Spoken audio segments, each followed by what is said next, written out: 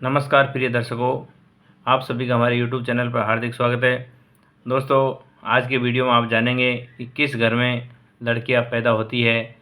लड़कियां अपने बाप के लिए संयोग लेके आती है या वियोग लेके आती है, सौभाग्य लेके आती है या दुर्भाग्य लेके आती है। दोस्तों, किस पुरुष का जन्म अगले जन्म में जा कर के स्त्री के रूप में जन्म होता है। गरुड़ पुराण के अनुसार यदि लड़कियां नहीं होगी तो क्या होगा।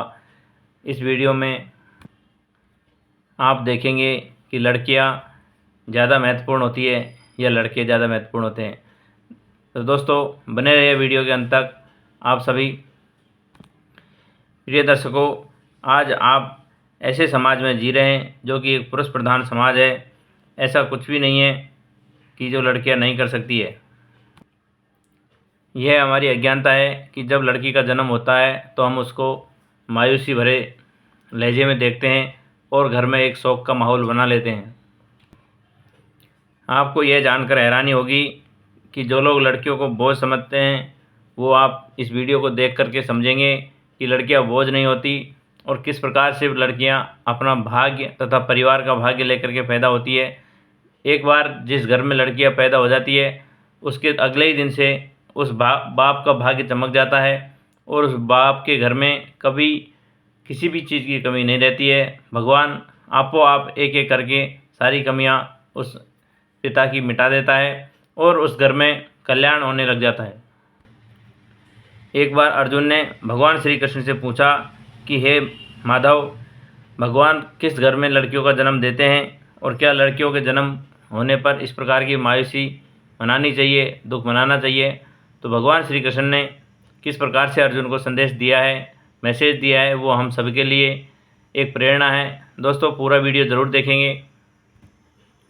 भगवान बेटी के जन्म के लिए ऐसे घरों को चुनते हैं जो माँ बाप पूर्व जन्म के कर्मों के अनुसार पुण्यशाली होते हैं, भाग्यशाली होते हैं। ऐसे घर में ही लड़कियां का जन्म होता है, वो उनका अच्छी तरह परवरिश कर सके। किसी भी गरीब, कंजूस और लालची आदमी के घर में लड़की का जन्म भगवान नहीं देता है। नहीं तो लालच के चक्कर में ऐसे इंसान लड़कियों को तक बेच देते हैं और इस कलयुग में तो ऐसा बहुत जगह होते हुए देख भी रहे हैं।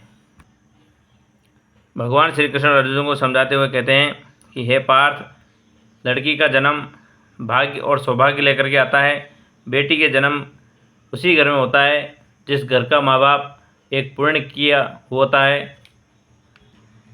बेटी का जन्म तीनों लोगों का भार सहन करने वाला होता है। आप सभी जानते हैं कि स्त्रियां में ही वो शक्ति होती है जो हमारे वंश को आगे बढ़ाती है और अपने शरीर का नूर बिगाड़ करके भी लड़कियां माँ बनती है और एक पीढ़ी से दूसरी पीढ़ी में उनके वंशज को पैदा करती हुई चली जाती है।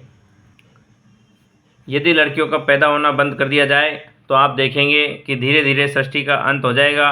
और दोस्तों, इसमें कोई अनसमझने वाली बात भी नहीं है। आप सभी जानते हैं कि ये जो पीढ़ियाँ हैं लड़कियों के जन्म से ही आगे बढ़ती है। कभी कभी आपने ये कहते सुना होगा कि जिस घर में बेटी पैदा होती है वह स्वर्ग के समान होता है, क्योंकि बेटा तो एक घर को ही तारता है। दोस्तों, बेटियां दो घर का दीपक होती है, दो घर का उद्धार करती है। जब तक वह बाप के घर में रहती है अपने बाप का सुख चैन बढ़ाती है और कभी भी बेटी को बोझ समझना नहीं चाहिए। जब बेटी का विवाह हो जाता है और जिस घर में वो बहू बन करके आती है, कहते हैं कि जिस घर में लड़की पढ़ी लिखी बहू बन के आती है वह 3 पीढ़ियों को तार देती है। प्रिय मित्रों, पुराने ज़माने में कहा जाता था कि बेटी या बहू पिंडदान नहीं कर सकती है, लेकिन यह गलत है। आप सभी ने देखा होगा, रामायण में सुना होगा, रामचरितमानस में, कि माँ सीता ने राजा दशरथ का पिंडदान किया था और उनकी आत्मा को पुण्य प्रदान करके मुक्ति प्रदान किया था। दोस्तों, ऐसे ही बेटी को लक्ष्मी नहीं कहा जाता है। जिस घर में बेटी पैदा हो जाती है भगवान उस घर के कमाने वाले की कमाई में 2 से 4 गुना वृद्धि होती है और वो किसी को दिखाई नहीं देती है। आपो आप घर में समृद्धि आती हुई चली जाती है। और कभी कभी आपने ये ऐसा भी सुना होगा कि किस घर में जब शादी करके कोई नया आदमी, नई लड़की या औरत जब पैर रखती है तो उस घर का किस प्रकार से किस्मत बदलता है। उस घर के सारे पुरुष को रोज़गार मिल जाता है और कमाई दिन दूनी और रात चौगनी बढ़ जाती है। कोई कोई अज्ञानी जो ज़्यादा समझता नहीं है, अपनी झूठी इज्जत के खिलाफ, झूठी इज्जत झूठी शान के कारण लड़कियों को ज़्यादा पढ़ाते लिखाते नहीं हैं और जल्दी से जल्दी उनकी शादी करने के लिए सोचते हैं और उनको किसी सपने को पूरा नहीं करते लड़की का और जल्दी से जल्दी उसको पराया कर देते हैं।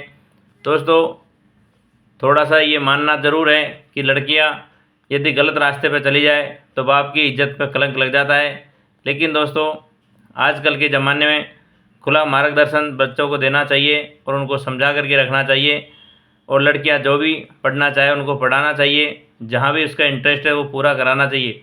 लड़कियां लड़कों से किसी भी क्षेत्र में कम नहीं है। आज आप देखते हैं कोई भी एग्ज़ाम हो, कोई भी पढ़ाई हो, आईएएस, पीसीएस, एसएससी वगैरह, कहीं भी लड़कियां पीछे नहीं रहती है। रैंक 1 पे, रैंक 2 पे लड़कियां ही दिखाई देती है और क्लास में जहाँ प्रथम स्थान द्वितीय स्थान की बात होती है वहाँ भी लड़कियां ही दिखाई देती है। तो दोस्तों, लड़कियां कोई कमज़ोर नहीं होती है। इसलिए मेरे द्वारा दी गई जानकारी में आज के बाद आप समझेंगे कि लड़कियों को लड़कों से कम नहीं समझे और उनको जितना पढ़ना है, जो भी चीज़ पढ़ना है वो पढ़ाना चाहिए, क्योंकि हर आदमी के अंदर अपनी एक कला होती है और उसको निखारने का अवसर दिया जाना चाहिए। दोस्तों, एक छोटी सी कथा आती है कि एक बार दो बुज़ुर्ग, दो परिवार मिले। उन्होंने एक दूसरे से हाल पूछा कि भाई आपके क्या हाल है, बच्चे कैसे हैं। वो कहता है कि मेरे घर में सब सुख समृद्धि है, कोई चिंता की बात नहीं है। मेरे घर में जो 2 बेटे पैदा हुए हैं इस वजह से मुझे कोई टेंशन नहीं, लड़की का जन्म मेरे घर में हुआ नहीं, इसलिए मुझे आराम ही आराम है, मौज ही मौज है। दूसरा कहता है कि भाई आपके, वो कहने लगा मेरे घर में 2 बेटियां हैं, भगवान का शुक्रिया अदा करता हूँ, मैं धन्य हूँ कि भगवान ने मुझे बेटियां दी, मेरा हर काम में मेरी बेटियां हाथ बटाती है।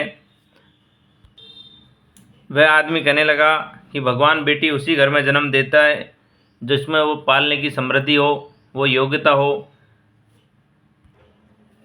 एक बार स्वामी विवेकानंद जी वैष्णो देवी जा रहे थे, तो जब सीढ़ियाँ चढ़ रहे थे तो एक किसान अपने कंधे पर बेटी को ले जा रहा था दर्शन कराने। स्वामी विवेकानंद पूछने लगे कि आपको इस बेटी का वजन कंधे पर नहीं लग रहा है। तो वो किसान स्वामी विवेकानंद को समझाते हैं कि महाराज, बेटी का जन्म कोई बोझ नहीं होता है और ये जो मेरे कंधे पर बैठी है इससे तो मेरा मान सम्मान और बढ़ता है। अब आप जानेंगे कि कौन सा कर्म करने के बाद किसी आत्मा को बेटी के रूप में जन्म लेना पड़ता है। दोस्तों, गरुड़ पुराण के अनुसार कहा जाता है कि यदि कोई पुरुष स्त्री के शरीर में जाकर के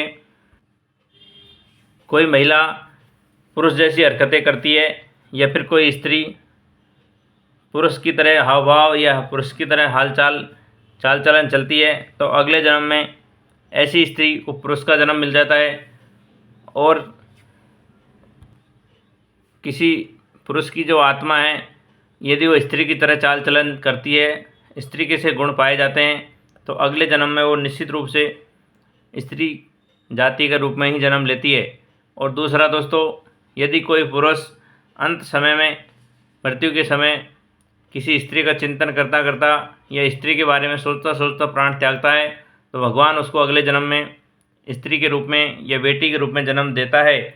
और कहा जाता है यदि अंत गति सोमति, यदि कोई पुरुष परमपिता परमेश्वर भगवान ठाकुर के कल्याण के चरणों में सेवा अर्पित करता करता मन ही मन प्राण छोड़ता है, अर्थात अंतिम क्षण तक भगवान को याद करता है, तो उसको ये जो जन्म मृत्यु का जो चरण है इससे मुक्ति मिल जाती है और उस चक्र से छूट जाता है। तो दोस्तों, मेरे द्वारा इस चैनल पर जो जानकारी दी जाती है सारी जानकारी धार्मिक और आध्यात्मिक होती है। आपने राजा जड़भरत की कथा ज़रूर सुनी होगी कि राजा जड़भरत ने मृत्यु के समय एक बार उस हिरण के बच्चे को याद करके प्राण छोड़े थे, तो अगला जन्म उनको एक हिरण के रूप में ही लेना पड़ा था। तो इसमें आपने देखा कि अंत गति सोमति, यदि अंत समय में भी आप भगवान का चरणों में ध्यान नहीं लगाते तो आप इसी जन्म मरण के चक्र में फंसते रह जाएंगे, कभी भी मुक्त नहीं होंगे। तो दोस्तों, बेटियों के जन्म पर इस प्रकार का जश्न मनाएं कि बेटों से भी दुगना, क्योंकि बेटियों का जन्म लेना भगवान ऐसे ही घर में जन्म देता है जो उसके लायक हो, जो उसका पालन पोषण कर सके, उसमें आस्था हो। दोस्तों, मेरे द्वारा दी गई जानकारी यदि अच्छी लगी हो तो चैनल को सब्सक्राइब करें, लाइक करें, शेयर करें और अंत तक देखने के लिए सभी को दिल से धन्यवाद। सभी को राधे राधे, हरिओम। कमेंट में जय श्री कृष्णा लिखना नहीं भूले।